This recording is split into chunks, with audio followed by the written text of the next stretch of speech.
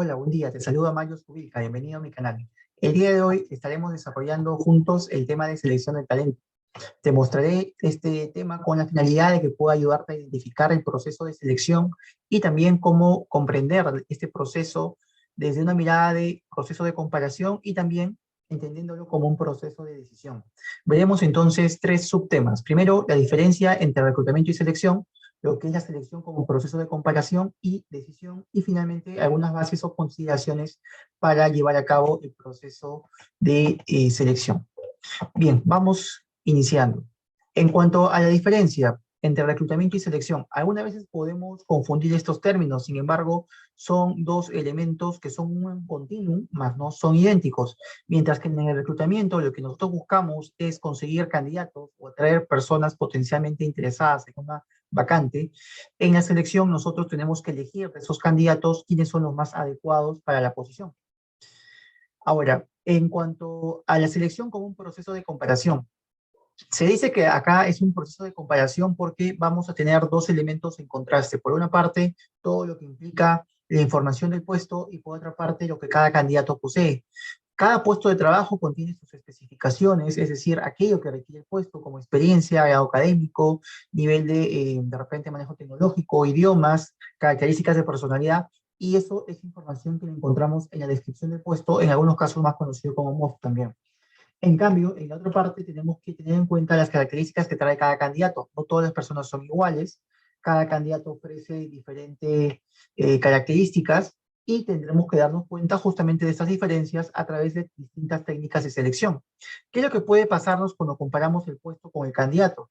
Puede ser que de repente el candidato no llega a cubrir las expectativas del puesto, se dice que estaría subcalificado, o de repente encaja perfectamente, sería apto, o quizás el candidato excede en demasía las características del puesto y podríamos caer en lo que se conoce como sobrecalificado. Habría que tratar de tener ahí bastante criterio al momento de tomar una decisión en lo mencionado anteriormente.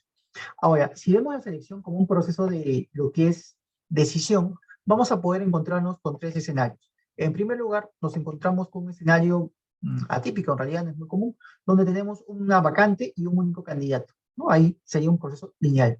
Por otra parte, podemos encontrarnos con un modelo de selección donde tenemos una sola vacante, pero varios candidatos. Lógicamente aquí solamente uno de los postulantes se quedaría con el puesto, el resto quedaría pues descalificado del proceso, probablemente en bandeja para una siguiente oportunidad.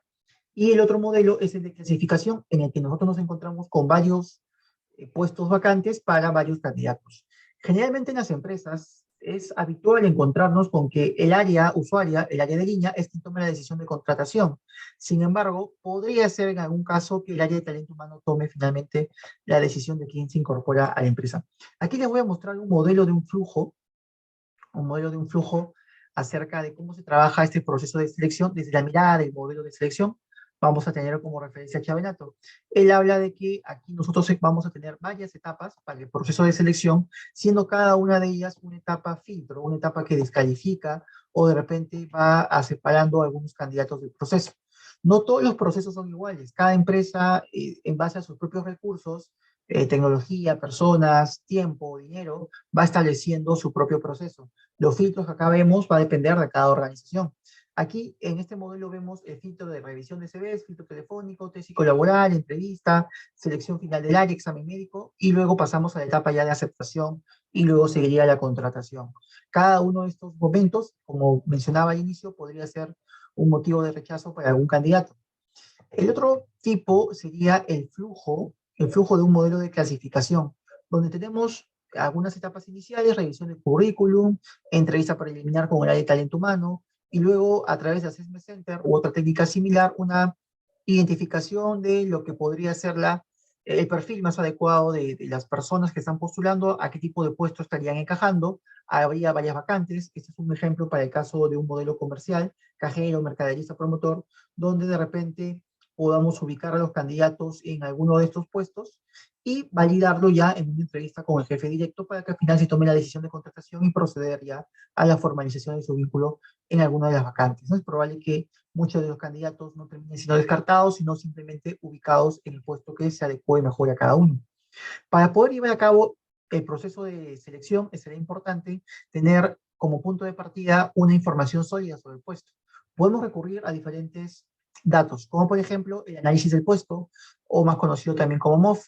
También podría ser la técnica de los incidentes críticos, el requerimiento de personal, conocido también como requisición en algunos países, y el análisis del puesto en el mercado, como benchmarking, y la hipótesis de trabajo. En la descripción del puesto o análisis del puesto, nosotros vamos a poder encontrar información como, por ejemplo, el tema de las funciones, la misión del puesto, grados académicos, experiencia requerida, manejo tecnológico, características de personalidad. En la técnica de los incidentes críticos, lo que vamos a hacer nosotros es más que nada observar cómo ha sido el comportamiento tanto de colaboradores que han tenido éxito en el puesto como de aquellos que no lo han tenido, y en base a eso ir identificando algunos rasgos que hacen que las personas tengan éxito en su puesto, y eso tomarlo como dato. Requerimiento de personal es la solicitud que presenta el jefe de línea al área de talento humano en el que solicita de manera formal que se cubra una vacante. Esto muchas veces contiene datos importantes para el puesto. El análisis del puesto en el mercado, que sería más que nada mirar de repente otras ofertas laborales, hacer un benchmarking, comparar páginas web, de repente algún portal de empleos podría ser un mecanismo adecuado. Hipótesis de trabajo sería la última alternativa, sería en todo caso hacernos una idea de los puestos de trabajo sin mayor información previa. Acá tengo un ejemplo de la técnica de incidentes críticos, donde el supervisor se encarga de identificar objetivos para un puesto, podría ser de repente un promotor o cajero, y vamos registrando los comportamientos que permiten a algunos alcanzarlo y también aquellos comportamientos que no permiten a otros alcanzar los objetivos. Luego de haber identificado esos comportamientos asociados al éxito, se consideran estas variables como requisitos para el puesto de trabajo. En la parte de la izquierda tendríamos ejemplos de comportamientos que predicen el éxito en un cajero y comportamientos que, todo lo contrario, lo podrían evitar. El requerimiento de personal, como les había comentado, es el documento que se presenta a la usuaria, generalmente lo llena el mismo jefe de área y lo valida el área de talento humano. Nos va a permitir identificar sobre todo el tipo de puesto, nombre, también algunas condiciones como horario, de repente lugar de trabajo, tipo de contratación, plazo fijo, indeterminado, por reemplazo de repente, tiempo completo, part-time. Y esta información, aparte de contener esto, suele contener datos que podríamos, puede ser útil, sobre todo ante la ausencia de una descripción del puesto, como por ejemplo experiencia, grado académico, lo que habíamos mencionado antes con la descripción del puesto. Este documento es importante en algunos casos porque nos va a ayudar a documentar o a sustentar el inicio del trámite para cubrir el talento, ya que en este proceso de todas maneras se gasta tiempo, se gasta recursos y es necesario tener una evidencia justamente de la solicitud. La ficha profesiográfica vendría a ser la conclusión de toda la investigación del puesto que nos va a permitir a nosotros determinar cuál va a ser la mejor evaluación para los candidatos que vayan a aplicar a un puesto de trabajo. Acá podemos observar diferentes elementos que forman parte justamente de esas conclusiones, como nombre del puesto, área de trabajo, misión del puesto, funciones, equipos de trabajo a utilizar, nivel académico, experiencia profesional, condiciones de trabajo, relaciones humanas, tipo de actividad, características psicológicas del ocupante, exigencias físicas y lo que les decía, todo lo que serían las evaluaciones que vamos nosotros finalmente a poder evaluar. Luego de haber entonces obtenido información del puesto para poder preparar esta ficha profesiográfica, nosotros podemos ya determinar alguna elección de técnicas para la selección.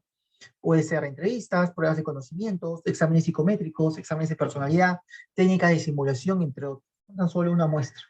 Muy bien, con esto estaríamos concluyendo esta presentación del día de hoy. Muchísimas gracias por acompañarme. En otro video estaré complementando la información. Cualquier consulta, no duden en comunicarse por las redes sociales. Muchas gracias, que tengan un buen día.